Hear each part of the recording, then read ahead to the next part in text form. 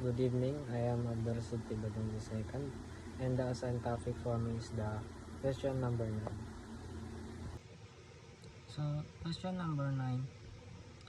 The number of different 7 digits numbers that can be written using only 3 digits 1, 2, 3 under the condition that the digits 2 occurs exactly twice in each number is A is 672, B 640, C 512, D is 9. So first, let's identify first what is the given. So number of digits is 1, 2, 3, length of the number is 7, and number of occurrences of digit 2 is equal to 2.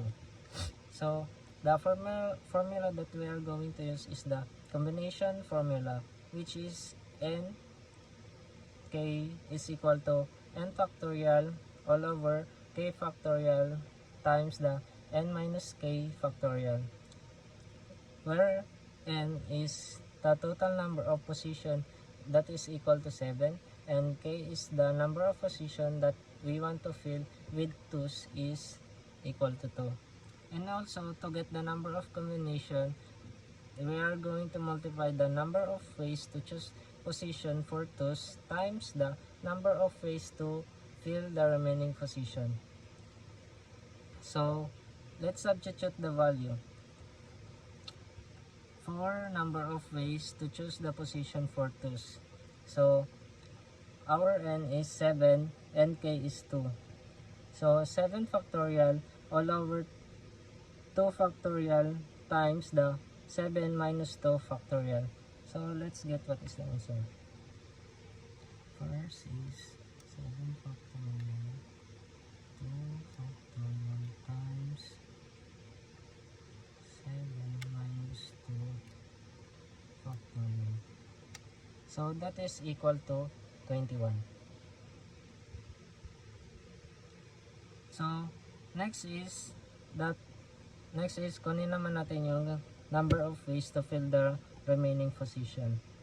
So, for each placement of the 2's, the remaining position is, ang natira na lang is yung 5. So, ang gawin na lang natin dito is, para makuha yung the number of position to fill the remaining position is that we are going to 2 raised to 5, and that is equal to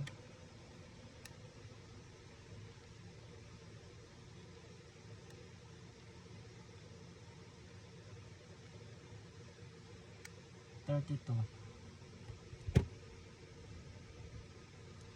So, to get the number of combination, we are going to multiply the number of ways to choose the position for 2's times the number of ways to fill the remaining position.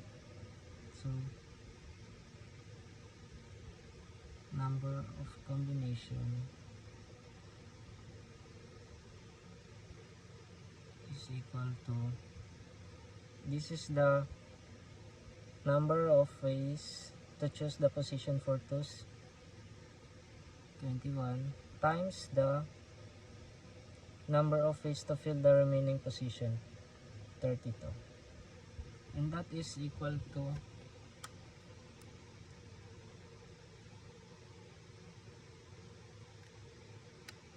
672. So this is the final answer. So therefore, letter A is the answer. That's all.